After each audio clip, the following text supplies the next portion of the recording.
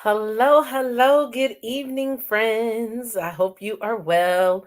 We're going to wait a couple minutes and have some folks join. Please make sure you are sharing this out on your different social media pages. I'm going to also do that myself.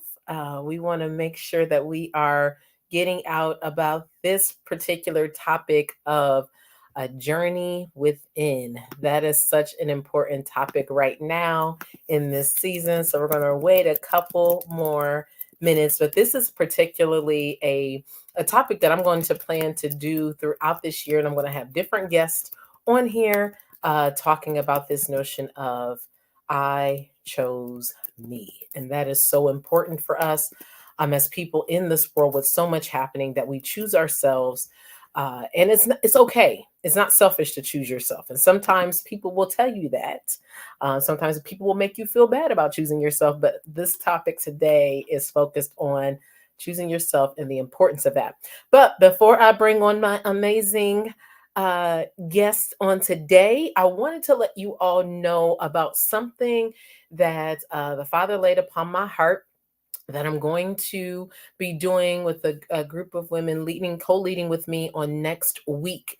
We are going to be doing a 3-day um, prayer and fast. Is going to be called Healing for Our Mind, Body, and Spirit. And it's calling all women in higher education for a time of prayer and fasting. And so we'll have 2 times a day of corporate prayer on a phone line. But more details are going to be coming forth on that. I'm going to place a link on the screen and I'm going to try to put it in the comments so you can click on this link and register for the event. And so, or for the fast. And so, what we're going to do is once you register, you'll get information on what the 3 days will look like, scriptures, prayer points, and more details. So, I want to encourage you all to please join us during this time. Once again, there's so many things that are happening, and we've seen different stories recently about women in higher ed and some things that are happening. But you may not be a woman in higher ed, but you may have women in higher ed that you support and love. So please join us regardless for those 3 days. I have, like I said, some amazing women of God that will be helping to facilitate that. And so we just want to make sure that we are supporting and really strengthening and pouring in to our women before we go into February. Because guess what, y'all? Next week is February. I don't know if you realize that. A lot of time. January went by fast, but we're still excited, and there's so much that we have to do and that we have going on. So I am about to bring on my guest for this evening, my friend, my sister, my line sister, my confidant, my everything in so many ways, my wonderful Dr. Zakia T. Brown in the house.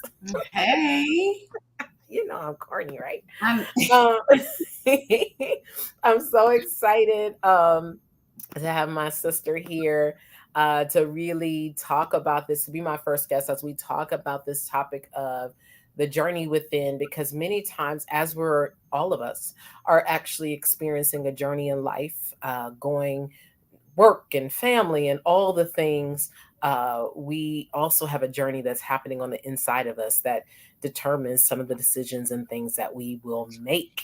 And so we just have some questions. But if you've ever been on any sort of Facebook Live with my sister and I have questions, but it don't mean that we're going to stick to the questions because we're going to flow.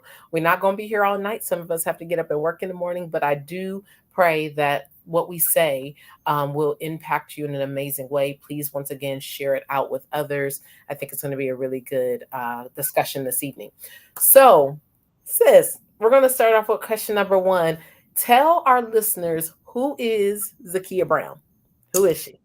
just another average girl from Cleveland, Ohio. No.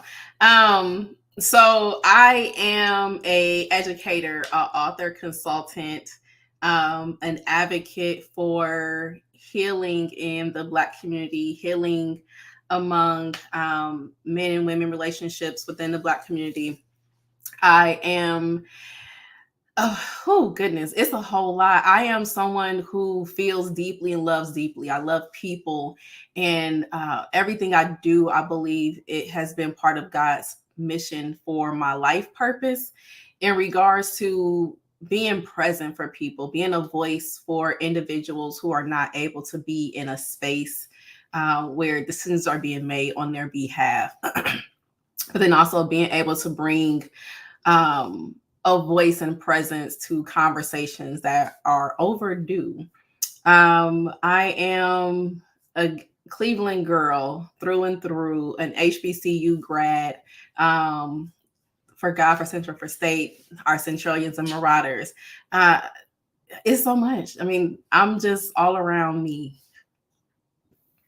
Okay, I love it. And I asked this particular question for Zakia because sometimes when someone asks, "Well, tell somebody who you are," it's very easy to quickly identify yourself by the things you do Mhm. versus where you're from, or because all those things have influences or have impacts on who you have become. And sis, I'm going to have to ask you to say your favorite line about um go ahead, you already know what I'm going to ask you to say. Go ahead, say it. So my favorite quote and or mantra that I live by and try to continue to remind myself: can you remember who you were before the world told you who to become? And it basically looks at how everything that we become at some point in our life is influenced by other people's either expectations or in some places their assumptions or desires for who we should be, and seldom do we have a space to actually define ourselves for ourselves. So that's my favorite mantra.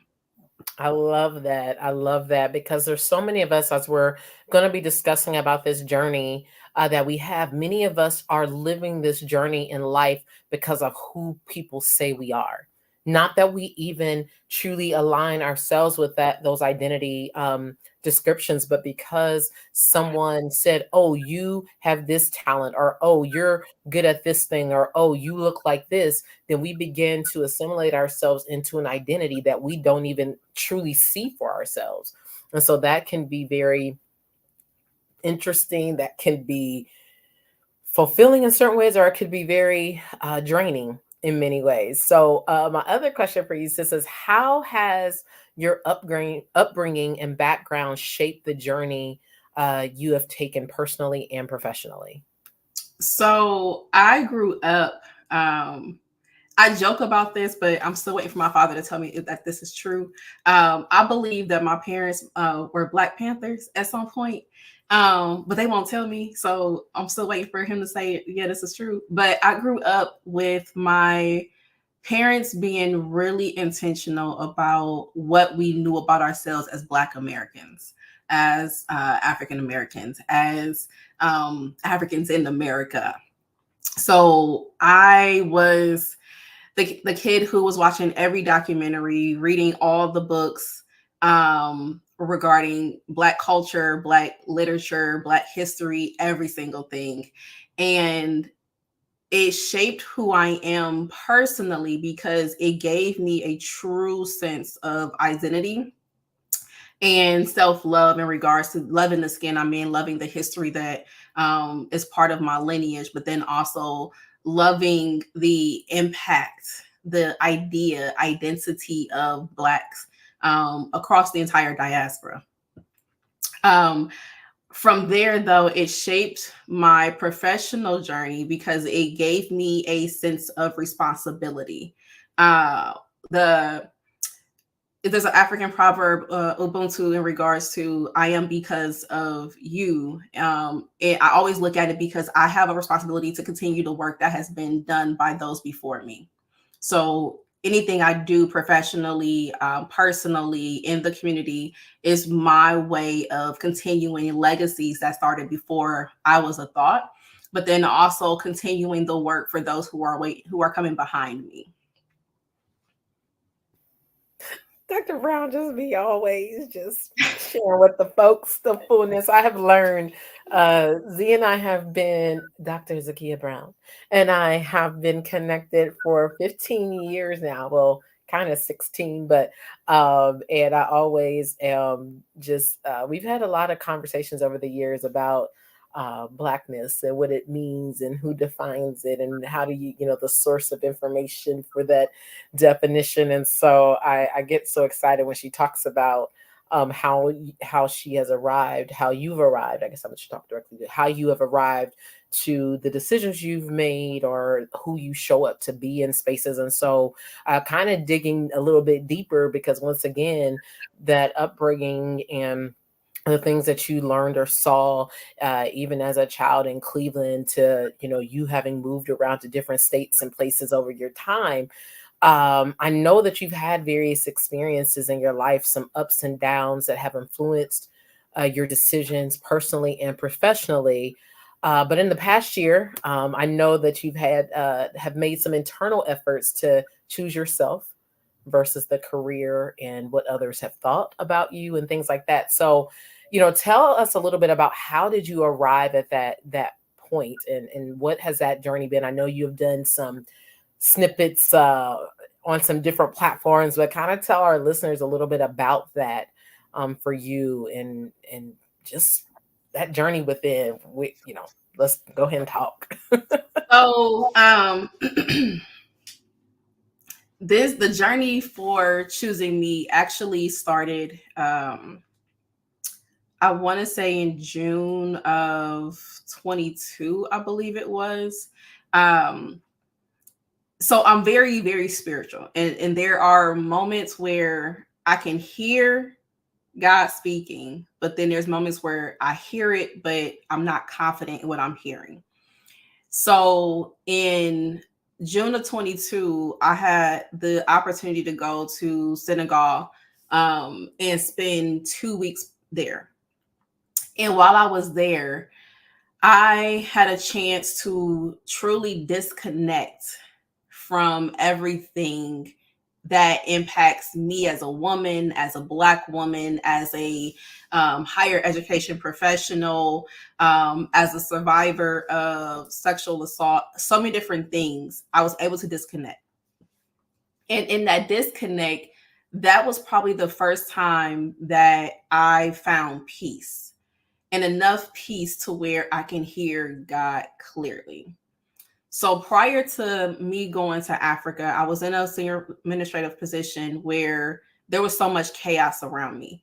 And if you recognize how your body responds, your mind's response, or your mind's even clarity and attentiveness, when there's chaos, it's hard for you to focus and think clearly. When there's chaos, it's hard for you to show up in your true authenticity. And then when it's chaos, you are responding to the chaos opposed to trying to create order. So prior to me going, I was in chaos. It was so much chaos and dysfunction around me. When I got there, the time I had to just sit and think about one, what did I actually want? Moving into a different chapter of my life. Because I recognized that there was this pushing, this urge for me to really step into what I was called to do. And that pushing that urge meant I had to do something different, which means I had to choose something different. In that choosing, it might have been, am I leaving this position or am I going to stay and figure something else out? Those 2 weeks there, I heard God tell me, you're not supposed to be there. I didn't tell you to stay. I told you to move, but you stayed. And I kept hearing, you're not supposed to be there. Um, and when I heard that, he even gave me a date too. I didn't believe the date. I was like, okay, I can make it till June. I can do June. He said, no, you're not going to make it. And this in the end of this year is you're done. At the end of this calendar year, you're done. Um, so I heard that and realized, okay, I have to now choose me because the chaos around me was impacting my health. It was impacting my mental health, my emotional health, my body, everything. I was eating horribly, gaining weight. Again, chaos creates dysfunction within the body. And when I said I'm going to choose me, I made the decision to submit my resignation. I was thinking again, I would resign in June, go through a full academic calendar year, and God intervened and said, no, you're done now. And that's how it truly happened. I did that because the other part, I'm going to say this too, your body will tell you when you need to leave. The week I was, the week I submitted my resignation letter, I want to say that Monday, I had just returned back to work after the weekend. Spent time with family, doing a homegoing service for my last grandparent. So the emotions are still present. That Monday, when I got back to work, I couldn't stop crying. My body would not allow me to stop crying. And it was so much to where I felt like it was God saying, you are trying to rationalize staying. I'm trying to convince you that I have to move you out of here. So I'm going to disrupt what you're going to listen to. And I listen to my body. When my body speaks, I listen. My body kept speaking for 24 hours. I could not stop crying. So that week I decided to resign. And I chose myself because of the fact that I knew what was happening to me. And I've never want a job to impact my health and my life. I've already been there in certain careers. If you aren't careful, it can impact relationships. It can impact family dynamics. It can impact everything else. But one of the things that is hard to come back from is when your body no longer sustains you. And when things were happening, I said, I can't do this. I don't believe in being stressed out for a job. And I know my career is different because I can create, the career is already established. The job is what pays me. The career is what allows me to get the job. So my career wasn't impacted. The job was what was impacting me. And I had to choose myself. So I made the decision to do so.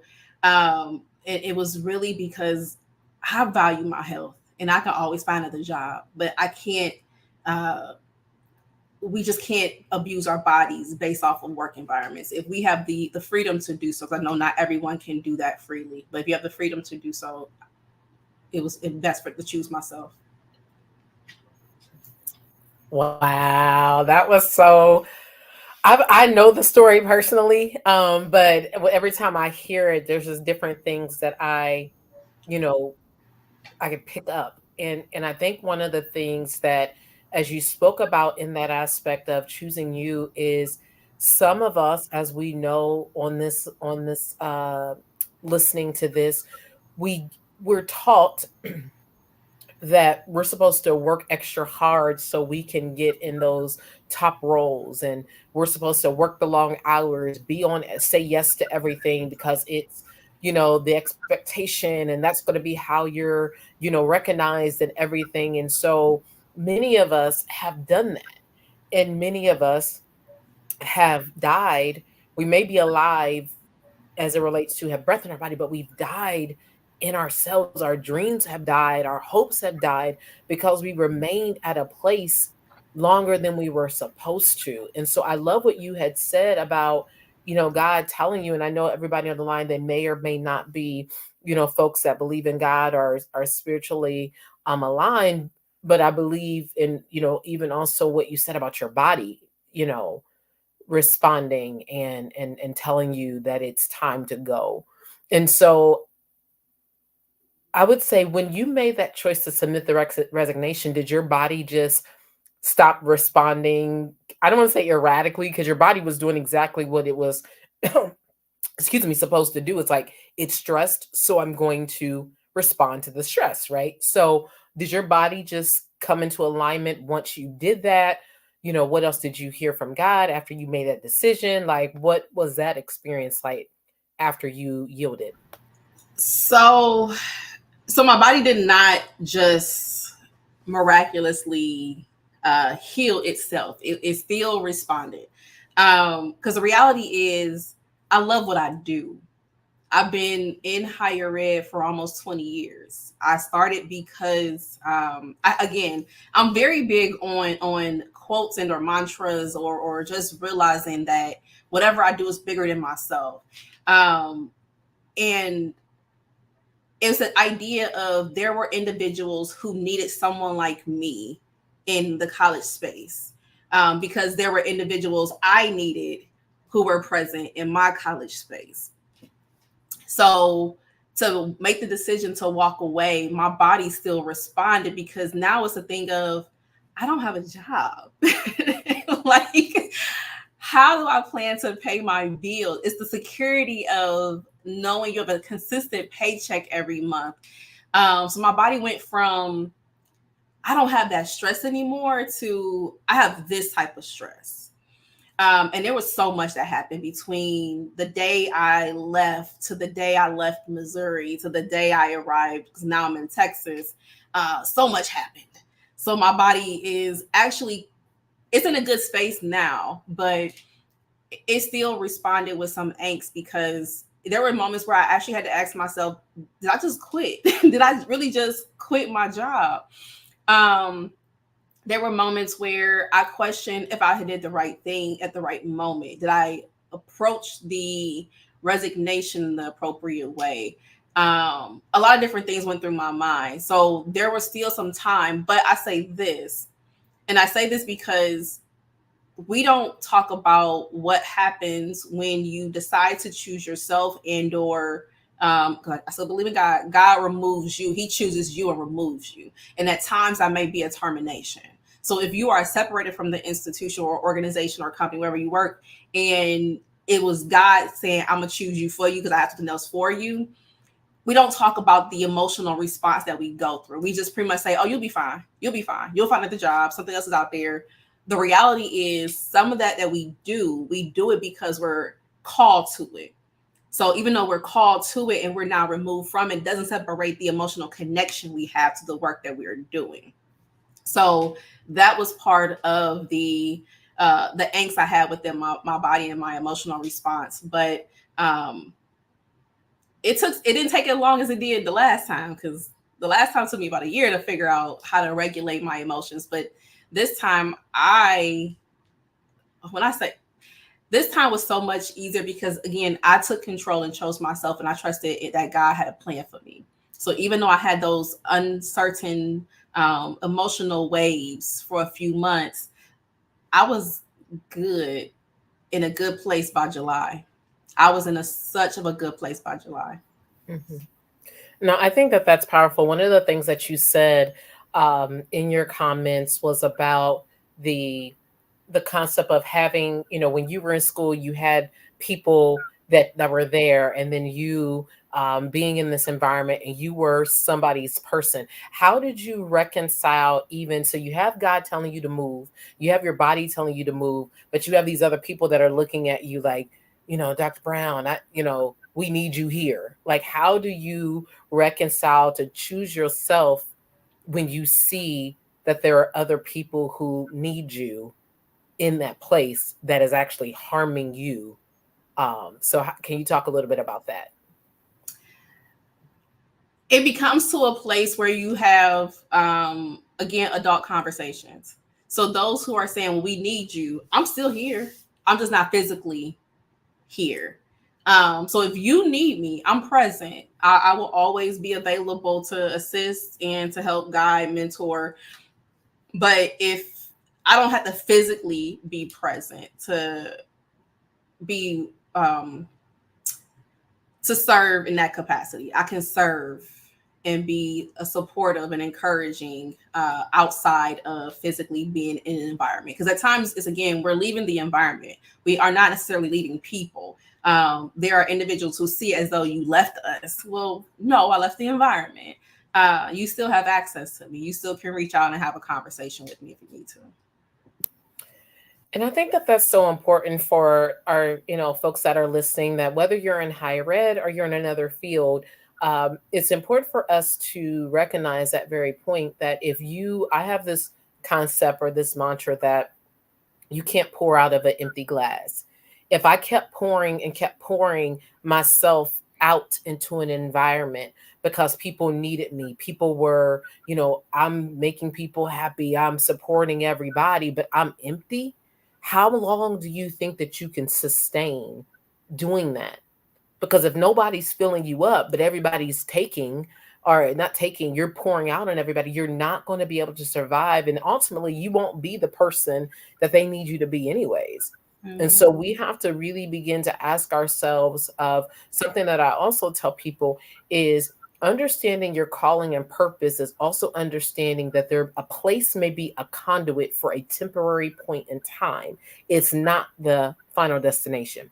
Some of Right. us are operating in places as if I'm called to serve, I'm called to be in education, I'm called to help, students that are from low income backgrounds, I'm called to help, single moms, I'm called to help homeless. Those are big populations. And so we have to know and decipher, are we called to a specific environment, or are we called to a specific population, which that population may be in multiple environments. And so some of us have gotten stuck in a place when God told us to move, and we're all stressed out. Like, God, help me leave. God, help me leave. And God gives you an opportunity to leave.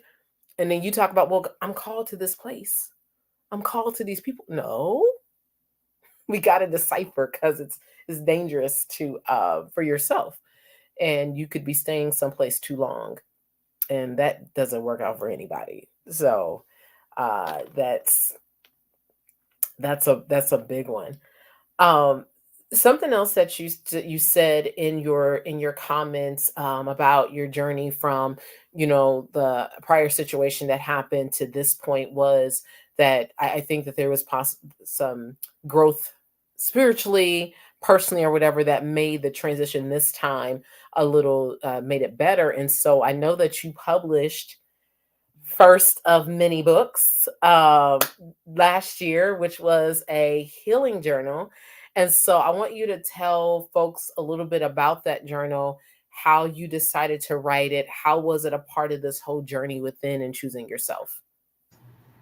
Yeah, so I always forget how long I was working on that journal too. So um in 2017 was my first time being let go from a position.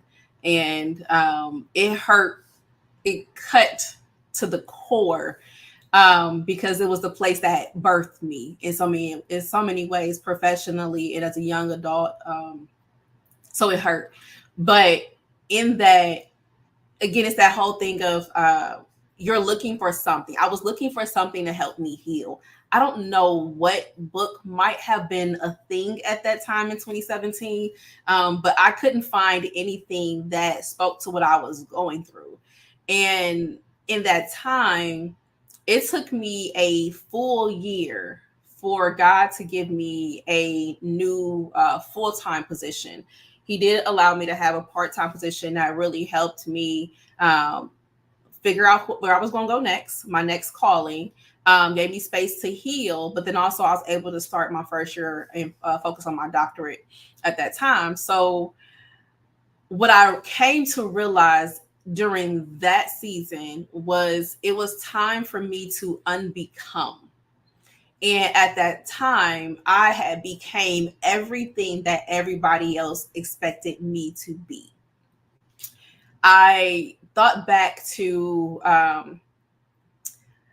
I remember where early in my career, someone had said to me, Zakia, you should be softer. And I had to ask the question, like, what does that mean? So even in that softer, it's like, what does that look like? So I'm trying to navigate and figure out, okay, let me figure out how to be soft. Then I was told something about, well, you don't want to be, you can disagree, but you don't want to be disagreeable. What does that mean? So now I'm trying to pick and choose what words, pick my battle. I became, I began to shape shift. I was always changing to the environment, to the people I was around, to the spaces I was in. And I'm doing this also to try to figure out who do I become to elevate? And in all of that, I lost who I was, because then it became the thing of once I'm no longer in a role, I don't hold a title. I could not tell you who I was. I had no clue who Zakia T. Brown was, because I had associated myself, my identity, with my professional title. So when I created the journal, I began to ask certain questions of the undoing. How do I undo what has been taught to me that has created me or created the image of who I was at that time? So the 30-day journal literally is a 30-day reflection, but then also action journal. You will have space to reflect on certain questions for you to undo what you've been taught. And then create your own narrative, create your own personal action plan, your life plan. And it gives you that template and the tool that I used during that time as well, just for individuals to take some time back to. And this is really great for young individuals who are trying to navigate, who do I want to be when I go into college, and start looking at what are your environments telling you about yourself. Does it really align with your who you are to your core? But then also sometimes, and they mean well, our parents can be some of the culprits in shaping who we are, who we become. And at times it still doesn't align with who we are to our core. It becomes who they believe we should be to protect us from the world we live in, but at the same time it stifles us from living in our authenticity. So that journal is a launch pad. I also tell individuals, if you do this journal, please make sure you pair it with something else. And I usually say with therapy or a counselor or something that can help you navigate the emotions and or the journey, but don't do it solely with this journal. But it's a launch pad to do the undoing, to become who you are meant to be, your true authentic self. Find your voice, define your narrative, define your life plan specifically for you, not based off anybody else's narratives. I love it. I have put the link, it's on the screen. I put the link in the chat. So hopefully, if you're on one of the platforms, you can click on the link to purchase it. Also, I have made the decision that I'm going to purchase 10 copies and give the copies away. So if you're wanting to be an individual to get one of the copies, you can direct message Refreshed and Revealed. And I will personally get you a copy of Dr. Zakia Brown's book. I'm buying 10 copies regardless, but you can have one of my 10. Um, but you need to message me directly to get one of my 10. This is high. You want it now. I'm trying to tell you, because when she's out in these streets and it's $20,000 to have her come talk for an hour, and them books are a lot of money, you're going to wish you had the original, the first journal of Dr. Zakia T. Brown. So go ahead and get that. Message me. If you want a copy, because that I tell you, it's powerful. I'm planning to use it in multiple ways because we have to get healed, y'all. Some of us are in these positions, and it could be that not even a professional position in your life personally, and we are not healed. We are choosing everything else around us, and we're not working on the inside of us, so that we can be stronger individuals and wiser individuals. Because some of it has become so much noise. Everything that's happening around us becomes so much so much so loud that we can't truly be who we are called to be, and so we need to unpack all of that so that we can truly begin to step in some things, because some people are moving to the point where, because of us not dealing with those challenges, we become addicted. Whether it's addicted on drugs, addicted to sex, addicted to shopping, addicted to this, addicted to that, and all these other things are filling us, and we're trying to be filled by this other stuff, and we're not able to be, because we got to get healed on the inside. It's so important. It's I'm so glad you important. said that, sis, because one thing in this whole the journey of towards additional healing, because of course healing itself is not you're not a one and done. It's an ongoing process, because the more you learn about yourself and the things you've gone through, the more you realize you are uncovering things that you've covered up Mhm. regarding I want to say trauma, but stuff you've gone through. So with that, when you talk about addiction, at times we're addicted to the the pain that we've gone through because we don't want to do the work to experience happiness in other ways. And that's something I realized recently within my own self of I was addicted to a certain type of person when it comes to relationships.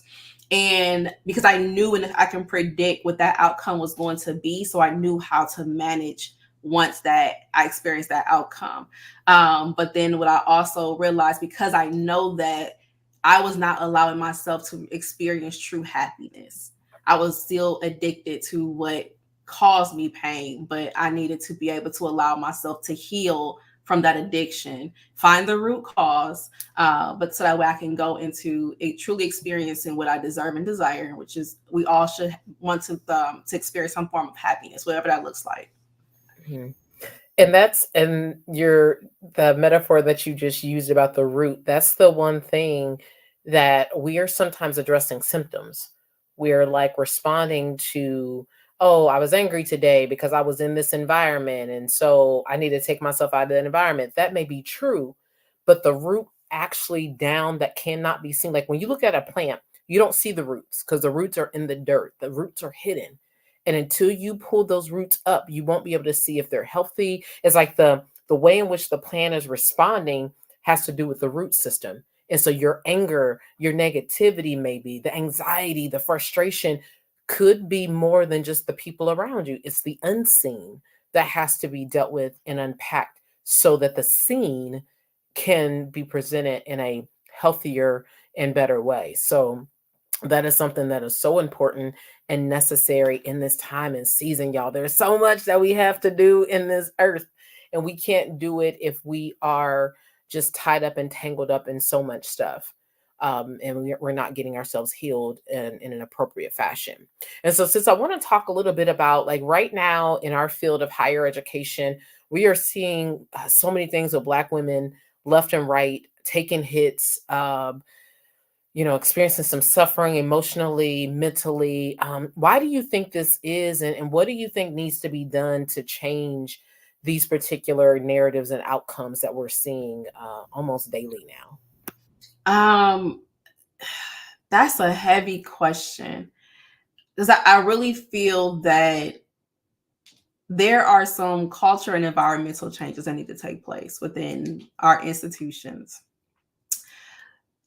We have individuals who either don't recognize, will not acknowledge, or know, but choose to benefit from and perpetuate um, higher education spaces that are not supportive or safe for women, specifically women in leadership. We have environments that reflect um, whew, that reflect white patriarchy. We have environments that are um, that support the good old boy club. In some, it reflects the plantation where the women doing all the work and the men calling all the shots. It's so much across our institutions to where in some spaces it's unsafe for women and women of color to be present in leadership spaces. I truly believe for us to get better, we need to have some hard conversations regarding what do we really want our institutions to look like and or speak to. And I say that I'll say this, let me preface this. When it comes to the PWIs, they're not going to change. They're not going to change. They're not going to become anything different. We are not going to get this whole narrative of the liberal and welcoming inclusive. It's not going to be there. Um, I can speak to my lens that I truly believe I've been called to, which is the HBCU space. And that space for me needs to have some serious conversations. And I say that because the other thing that I think is impacting our institutions is a generational difference. There are individuals who have a generationally different perspective of what leadership is supposed to look like. There's a generationally different perspective of what the role of women in leadership is supposed to be. There is a generationally different perspective of what how students are supposed to be present or engaged in their collegiate experience. And I'm saying that because I remember where someone a senior administrator had made a reference to me at some institution that said, students are like children. You are to see them, but they should not be heard. They're supposed to be productive and going to class, but they are not to be involved in adult matters. um, that's where I realized I was called here, because I don't believe that. I believe we are to help our students understand how to advocate for themselves, how to speak for themselves. We can be transparent without actually pulling back the entire curtain of the operation. We can help them understand how things operate and function, the challenges, and how to overcome and problem solve those challenges. And there are spaces where that's not supported. Simultaneously, there are spaces where if a black woman speaks up and challenges a man who's in leadership, we are now called emotional, overreacting, or it's some way we have to be put back into our place. So it needs to be some serious conversations, and some individuals need to do some deep rooted reflection, internal reflection of how are you really interested in showing up as a leader, and are you conducive for the advancement of our institutions. So very true. So very true. It's to your point, it's the work, and it's trying not to grow weary in the middle of the work, but then also knowing where you may need to bow out of that place. I think that one of the things that's powerful about your comments is understanding that delicate balance between I know that I'm called here. And then there's also that notion of when I need to, as in the New Testament, Jesus tells his disciples as he has sent them out to share his word, that if a town doesn't receive you, like kick the dust off your feet and keep on moving. And really knowing when you need to make that decision of I've come, I've attempted, and hey, I can't. It's not my purpose to save this place, because I think it's very easy for us to want to save something, right? But if you have institutions that have systemically been accustomed and created to a certain type of culture and everybody's comfortable, you're not going to necessarily, it's going to require a little bit more for that place to be saved.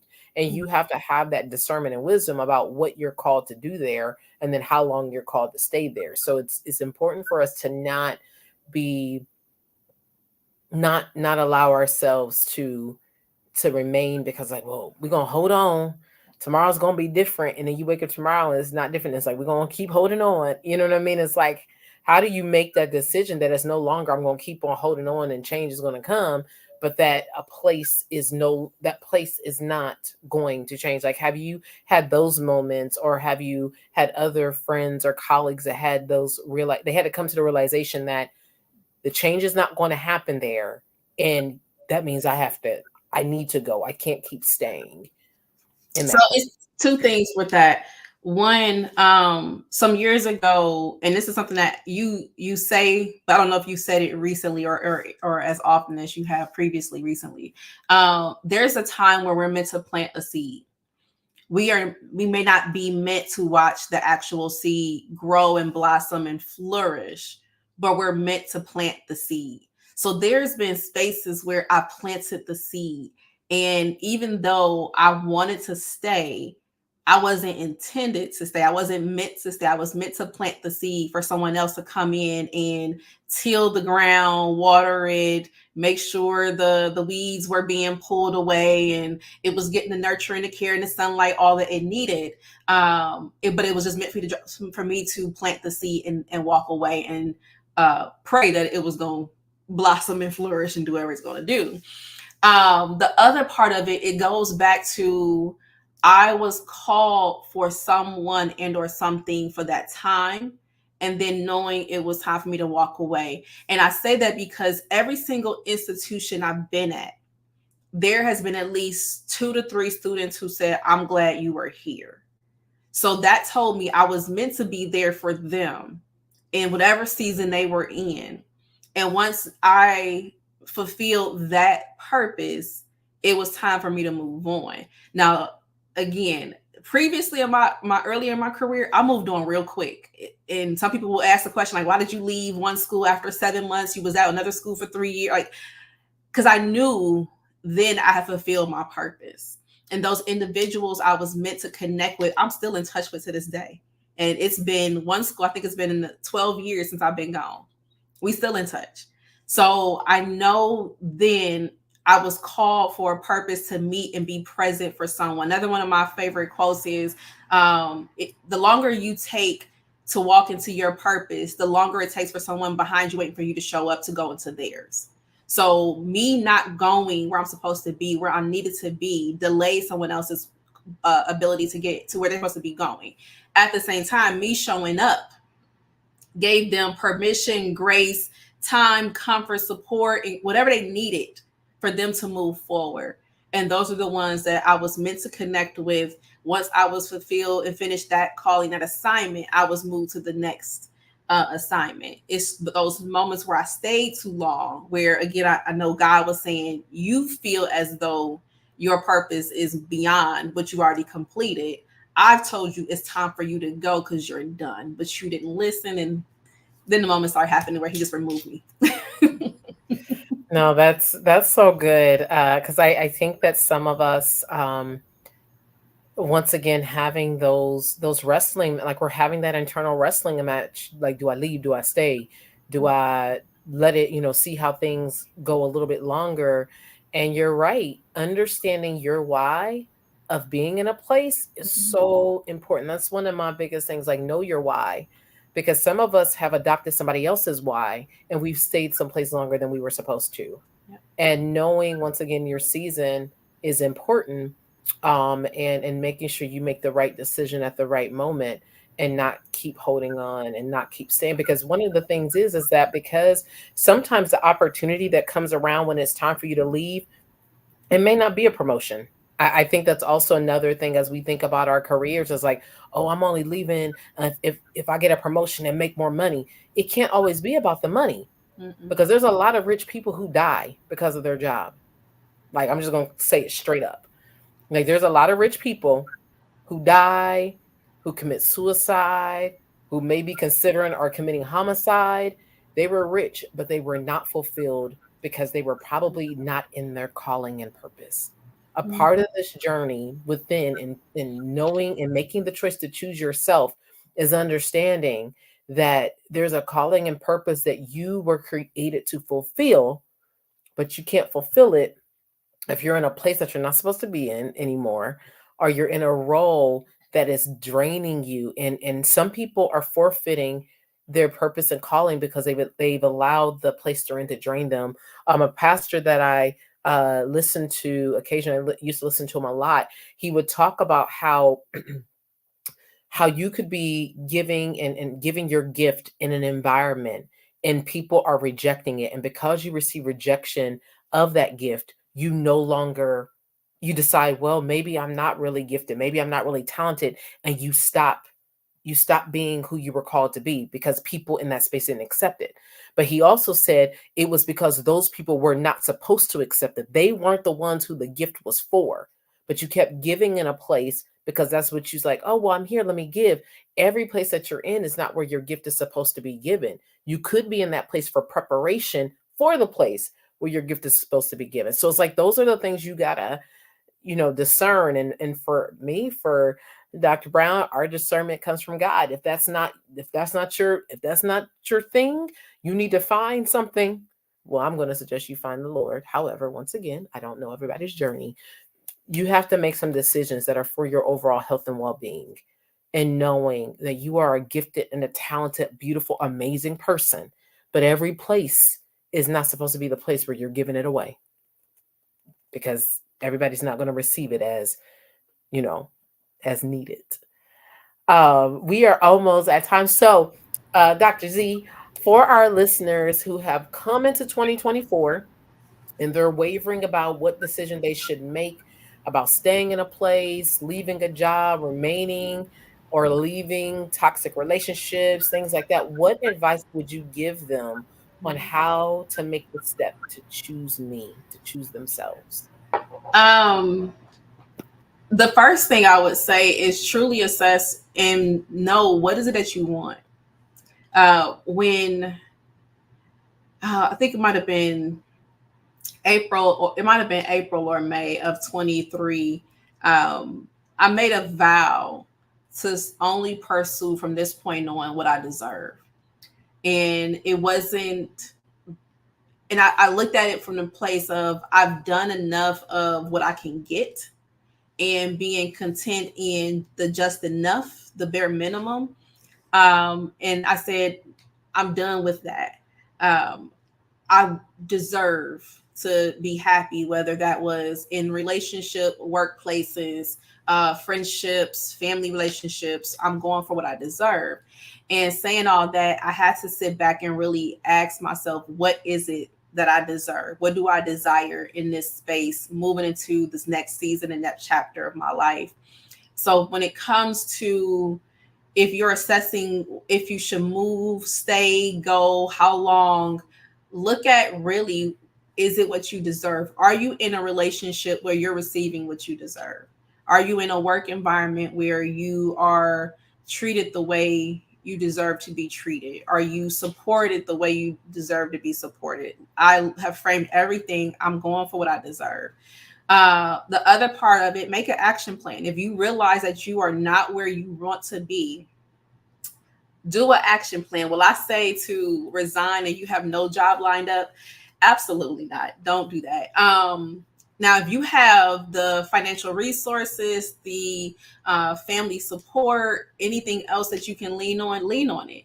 But if you know that where you are currently serving and or sitting, it is no longer serving you, it's time to find your exit. I think that was one of my the scriptures I kind of spoke on my TikTok this time last year actually was knowing when to exit and when to end, knowing seasons of exit and seasons of ending. And once you recognize where you are, then you will know exactly what you need to do. I say create an action plan because even though I walked away, the blessing was out of at that time it was 17 years in higher education, 3 degrees, a number of states that I moved around, all the certifications and trainings. I was able to leverage my experience to help with some financial sustainability. So that action plan helped because I was able to also put more into developing my consulting services, which fulfills me outside of what I do. So create that action plan and then trust yourself. At times we will say this is what I'm going to do and we'll make a plan and it never happens because we don't trust ourselves. We're scared of the unknown. Step into that unknown because when you actually take the time to go into what you do not know or unfamiliar with and it may be uncomfortable, you get to learn more about yourself in that season. There's a part of you that you will never learn because you're staying in what's comfortable. And for us to continue to grow and understand who we are in our next seasons, we have to be uncomfortable. So, as you are thinking about if you should stay, if you should go, are you receiving what you deserve? If you realize that this is not what you want, determine whether it's an exit or an end. Create you an action plan, step into the action plan, be uncomfortable because that way you can learn so much more about yourself and you'll be surprised of how who you'll become. Because for me, I realized even being uncomfortable, again, that healing was different. That transition was different. The adjustment was so different. I felt so much peace. I spent like almost 2 weeks at a resort, just vacation. And I can't tell you last time I had a vacation. Um, so I was able to do so much more because I allowed myself to be uncomfortable. I asked myself some of the difficult questions that I had been avoiding because I wanted to be uncomfortable. I sat in the discomfort. So those are the things I would say for individuals who are considering whether or not they should exit or end certain relationships. That is awesome. And so I placed Dr. Brown's website on the screen. I know she gave you those little nuggets in 2 minutes. Just imagine if you had a 60-minute consultation and coaching session with her. She will fix your life. And so you need to visit her website, and the book is on there to order that. And then, wait a minute, I think I saw on the website there's another book coming, Dr. Brown. There is. I've been sitting on it, mostly because I moved and had to adjust to living in Texas. That's been different. So let me say two things regarding my book.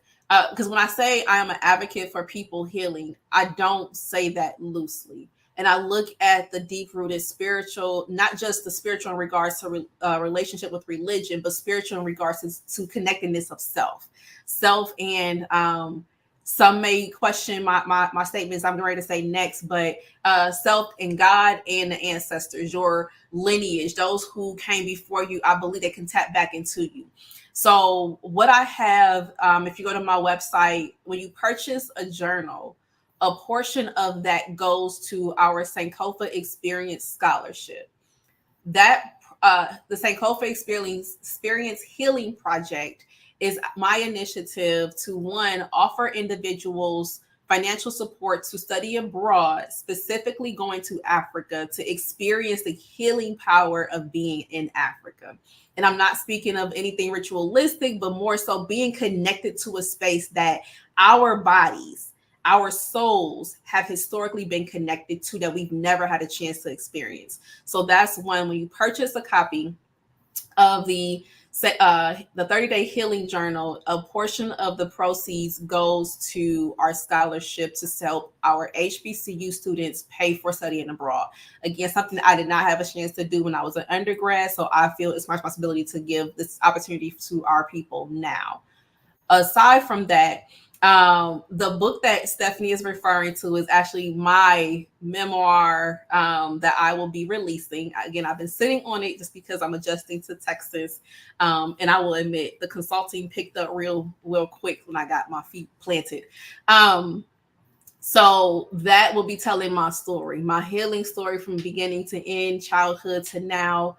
And hopefully it'll be something that will inspire individuals that our lives, we did not create many of our experiences, our environments that we had to figure out how to navigate. I tell individuals all the time, I grew up in the prison to school to prison pipeline era, where there was literally a prison built not too far from my own neighborhood. So had I actually lived the way the society around me had said, the narrative that was around me, I would not be Dr. Zakia Brown right now. I would have been a teenage mom living in Cleveland, struggling or trying to figure out how to make things. It's just, that was the narrative that was taught to me, told to me, that I had to live in. And the blessing of my community, the people who loved me, those who surrounded and protected me, I'm here today doing what I do. So that's also why I feel like that's part of why I do what I do. I have to give back because there were individuals who were there for me, who protected me, guided me, and got me to where I am. So if you want to work with me, I'm gonna do a quick plug. I do life coaching. I do provide career coaching, creating a career plan for you of your next trajectory. The healing project is intentional for us to have some intentional uncomfortable conversations within the Black diaspora regarding relationships. For some of us, we see these different snippets on social media about the issue with Black women, the issue with Black men, and it's pitting us against each other. And we are not creating space collectively where we're talking about how our society has created this divide amongst us. Our society is part of why we aren't able to have healthy relationships. Our society is part of why there is a divide, broken families. And we've known this for generations, but it's time that we all start having conversations. So if you're able to add your part to the healing, not the accountability, not the blaming finger, the healing of the Black couple, the Black family, the Black relationship, that's where I'm doing work in that space to give some intentional, direct, uncomfortable conversations. And then lastly, I do offer team development around core strengths, understanding how people are motivated in doing what they do within their work sector, and then helping teams understand how to better work together when it comes to conflict. So, my good sister did put my website on in the chat. So, if you are interested, Pivotal Growth Consulting, there is a plethora of services that I offer because 18 years working in higher education, you're going to learn something. Yes. Awesome, awesome, awesome. I thank you so much, Dr. Brown, for joining us this evening. Once again, on this topic of Journey Within, I Chose Me. I really hope that all of those that joined us today took something away from this time of just understanding that putting yourself first is okay. It's not selfish to do that, it's necessary. That if you're going to go out and serve in all of these different capacities, it's important for you to choose yourself and then do the work. When you choose yourself, do the work that's necessary so that you can go out and be that person who is sowing seeds in the lives of other and not sowing your trauma into the light, because that's a real thing too, that if you haven't sometimes got that stuff worked out, then you're sowing from a place of hurt, and that can then hurt other people. So it's time for us to do the work. We come into 20, to each year like, oh, I want to be this, I got these goals and that. Well, let's get it done. Let's take the steps to get it done. Every day is a step closer to you accomplishing the goal. You don't have to change it all overnight. I encourage you to connect with Dr. Brown on our website, have a conversation, figure out, because we do need each other in this particular walk and in this journey. So once again, thank you, Dr. Brown, for coming on. An announcement that I made at the beginning of our time. I want to make it again that next week, Refreshed and Revealed, in concert with some women, are going to be doing a healing for our mind, body, and spirit, looking at really a focus in a prayer and fasting for women in higher education and education overall. If you're interested in being a part of that, we do have a link that you can register. And with the registration, we'll give you more. There's not a cost to it. Just by you registering, we'll have your email address so we can send you just kind of the directions of what we're going to be doing next week, as it relates to scriptures and focus prayer points and things like that. So we're so excited about the opportunity, because it's time for us to be in this place of healing, restoration, so that we can be everything that we are called and positioned and set to be in this world. So once again, thank you all for joining tonight. And then we'll be on tomorrow morning, Refreshed and Revealed at 7 p.m. Central Standard. I'm sorry, 7 a.m. 7 a.m. Central Standard Time, 8 a.m. Eastern Time. Y'all know what time it is. Join, or share, or do something. But thank you all so much for joining this night. Have a great evening and be blessed and take care.